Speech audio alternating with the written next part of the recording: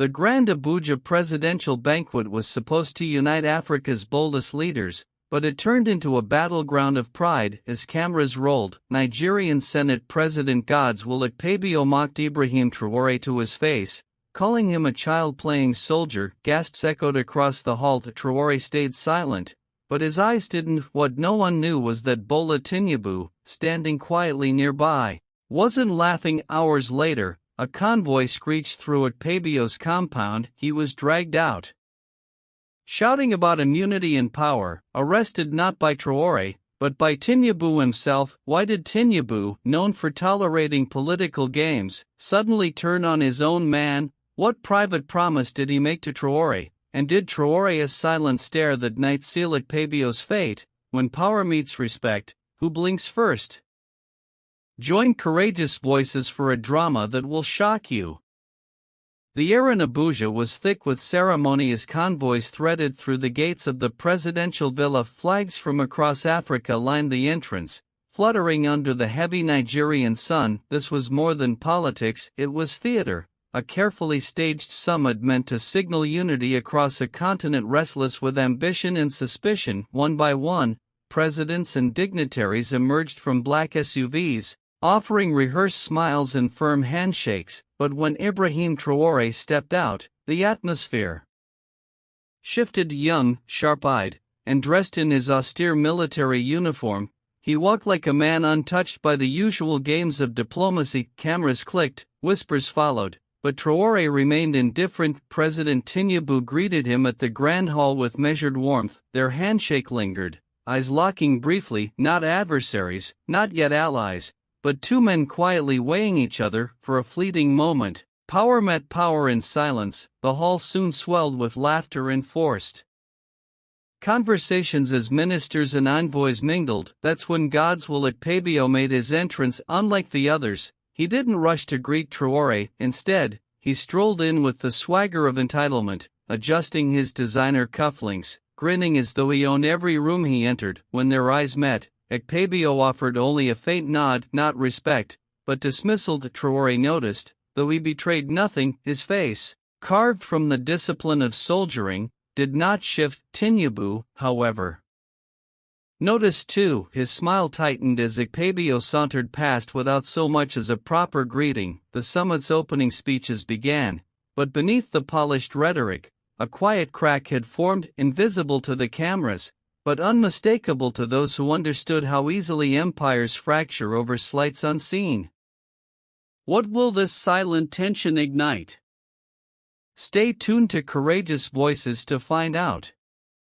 Night fell over Abuja with elegance as the summit's guests gathered in the presidential banquet hall. Chandeliers glowed softly above tables dressed in gold and ivory, while wine flowed, and orchestras played tunes meant to dull the edge of politics. At the head table sat Tinubu, regal yet relaxed, engaging leaders with the ease of a man used to ruling rooms. Beside him, Traoré remained composed, speaking little, but commanding much. Every movement was precise, every glance deliberate. Though younger than nearly all at the table, his presence felt heavy, undeniable. Across from them sat Akpabio, swirling his drink with careless arrogance. He had spent the evening weaving sly jokes about military governments and young men who play generals like it's a game of dress-up. His words floated through the hall like poison wrapped in silk. Some chuckled politely, others stiffened. Traoré said nothing. He cut his steak methodically, eyes low, unfazed. Tinubu, however, was not so immune. The night reached its apex when Akpabio stood for a toast, raising his glass with dramatic flourish. He smirked. To leadership, he declared, his voice loud and cutting. May Africa be guided by wisdom and not by boys pretending to be lions. Laughter erupted from a few corners, nervous, unsure, but it was laughter all the same. Tinubu's face darkened, his jaw tightening as he forced a diplomatic smile. Traoré didn't flinch. He raised his glass slowly, eyes locking briefly with Akpabio, then sipped. The insult hung in the air long after the toast ended. As the music resumed and conversation returned, Tinubu sat still, staring at nothing in particular. He had witnessed many games of power, but tonight, something in him stirred, a quiet recognition that the line between banter and betrayal had just been crossed. The banquet had ended, but the bitter taste lingered long after the guests had departed. Deep inside the presidential villa, behind heavy oak doors and guarded corridors, Tinubu paced his private study. The air conditioner hummed softly, doing little to cool his simmering frustration. He replayed Akpabio's words again and again in his mind, each repetition cutting deeper. Disrespect was one thing, he had endured that before, but humiliating a guest, and not just any guest, was another matter entirely. Ibrahim Traoré was no lightweight. His rise in Burkina Faso had been brutal and swift, and while some viewed him as young and impulsive, Tinubu knew better. Traoré was respected by those who feared little. Respect in the brutal arena of African politics was currency. A knock broke his thoughts. Akpabio strolled in without waiting for permission, a smirk still playing on his lips. "Relax, Mr. President," he began, flopping into a leather chair as though they were old drinking buddies. "These boys in uniforms, they come and go. Nigeria leads, always will." Tinubu studied him in silence, his fingers steepled. Akpabio's arrogance was no act, he believed every word. "He came as our guest," Tinubu said carefully, his voice stripped of emotion, "and he'll leave as one." Akpabio chuckled dismissively, pouring himself a glass from the side table. Nothing more, but Tinubu wasn't laughing, his gaze sharpened, cold and unblinking. Behind every revolution was a moment men thought they were untouchable. He had seen how quickly tides turned, how easily allies became burdens. As Akpabio kept talking, Tinubu said nothing more. The room felt heavier now, like a storm gathering in silence. Respect, Tinubu realized, wasn't just owed, sometimes it had to be enforced.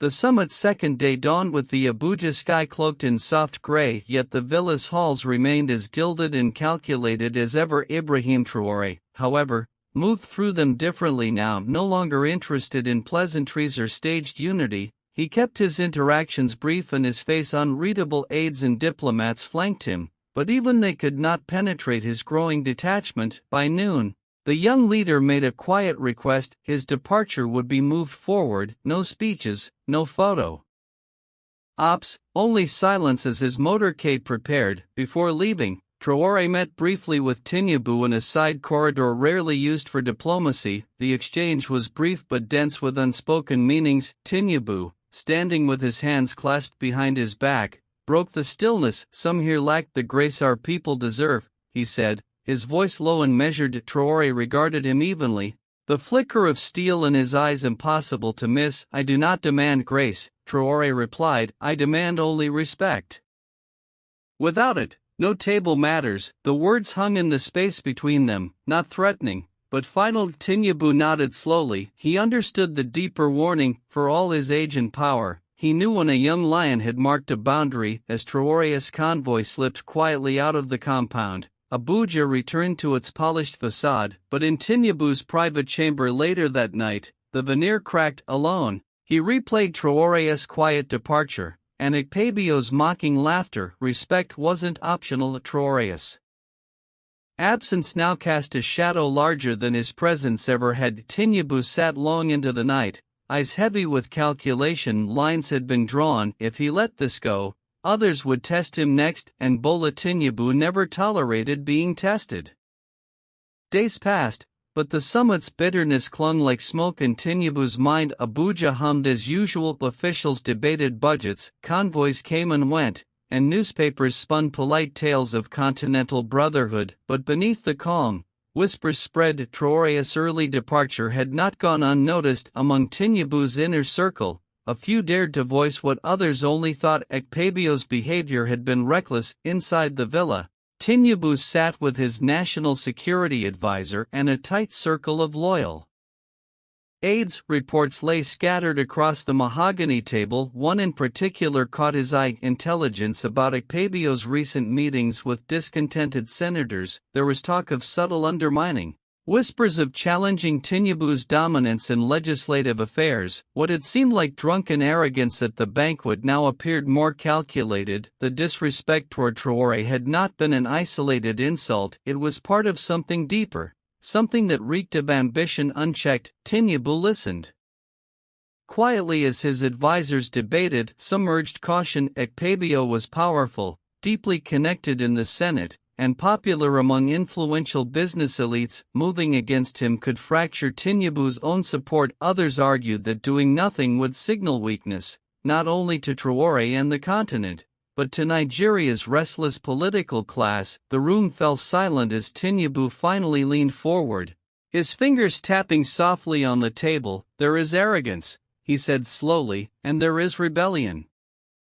The former I ignore, the latter I punish." His words chilled the room. The decision was taking shape, heavy and irreversible. Akpabio had crossed an invisible line twice, first as a fool, now as a threat. Tinubu's eyes darkened with resolve. Respect was not only owed to Traoré, it was owed to the presidency itself, and Tinubu would make that known.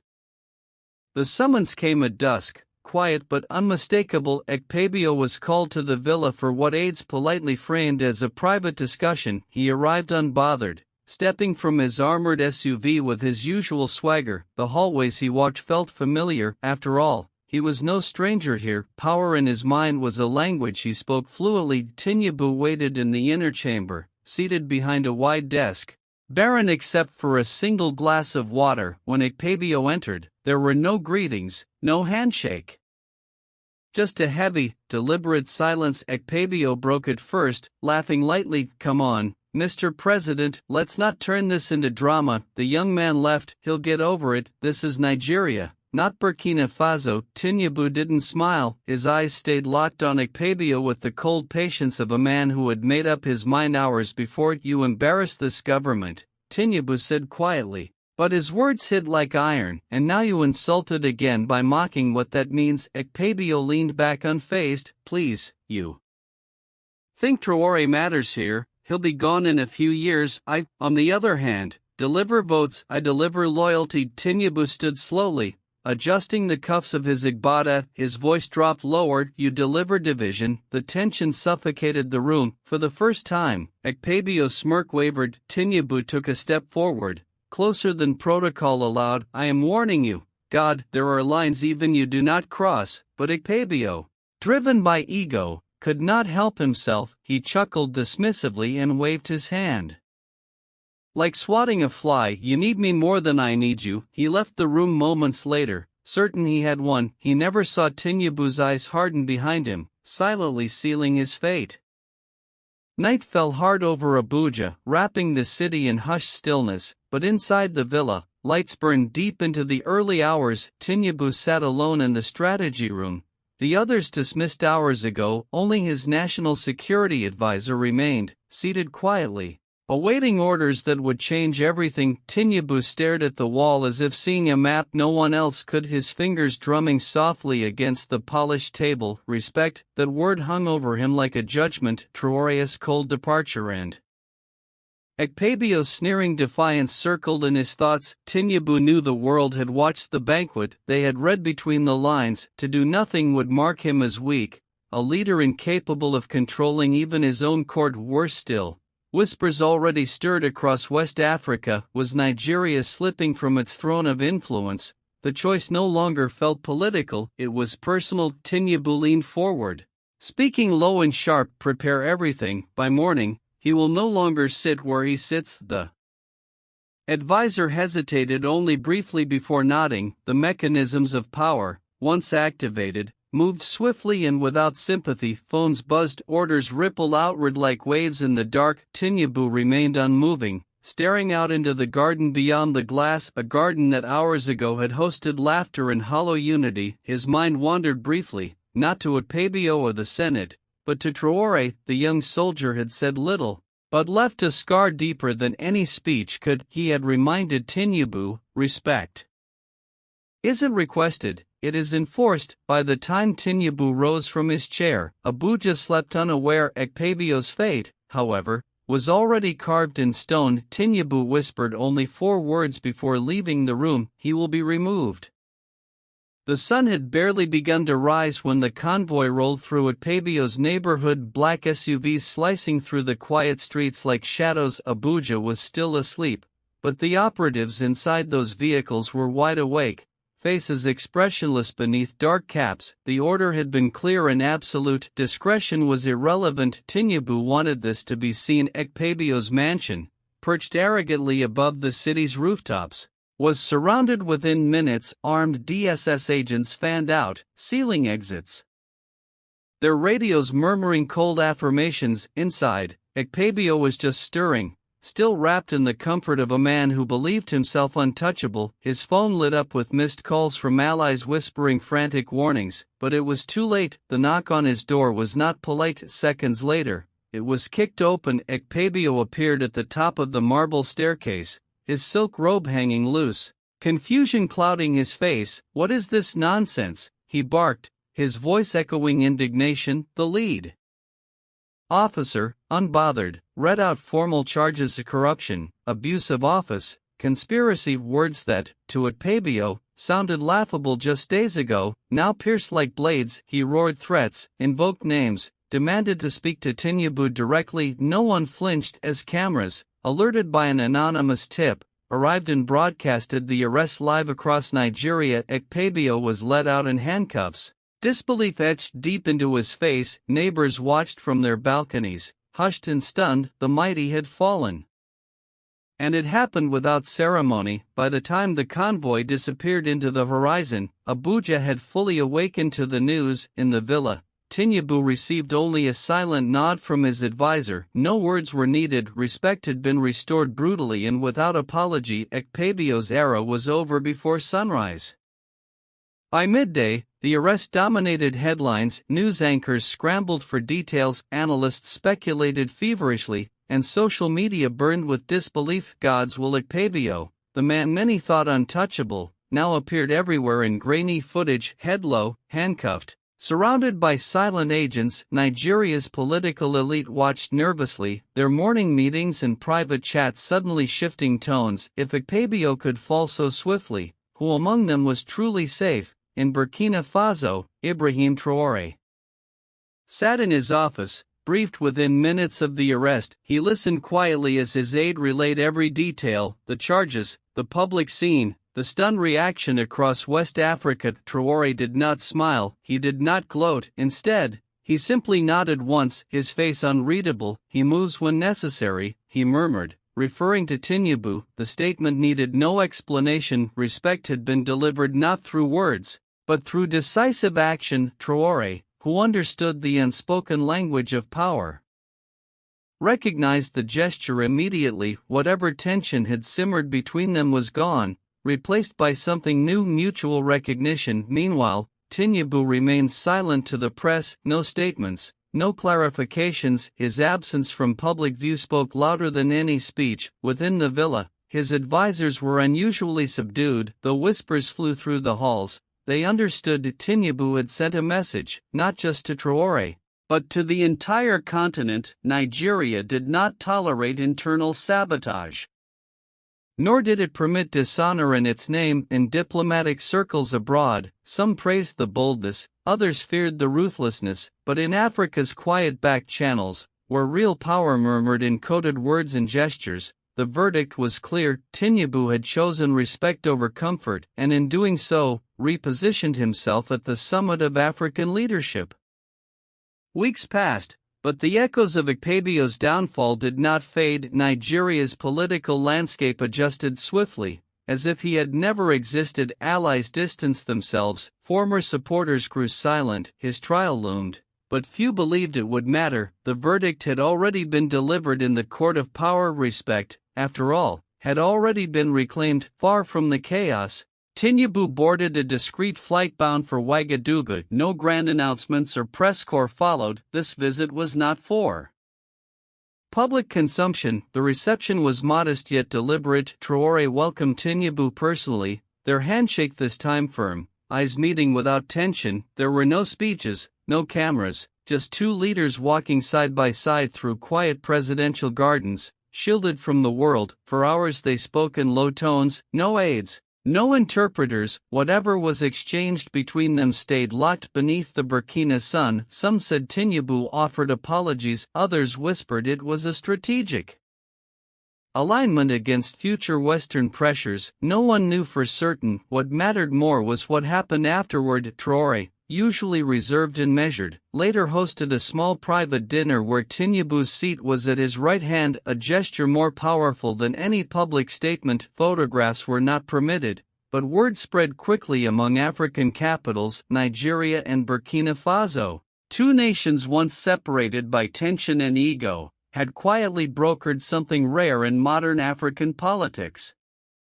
Mutual understanding forged not in treaties, but in hard choices. As Tinubu departed that night under heavy guard, the pact was clear. Traoré had received the respect owed to him, Tinubu had reasserted his dominion, and Akpabio forgotten. In Africa, where memory is long and slights rarely forgiven, silence itself became the loudest testament of who truly ruled. Was this justice or pure power play? Drop your thoughts in the comments. We're reading every single one. Like, if you believe respect in politics should never be optional. Subscribe for more real-life political thrillers and behind-the-scenes power stories on Courageous Voices. Turn on notifications so you never miss the next twist in African leadership battles. Share this video with friends who follow African politics.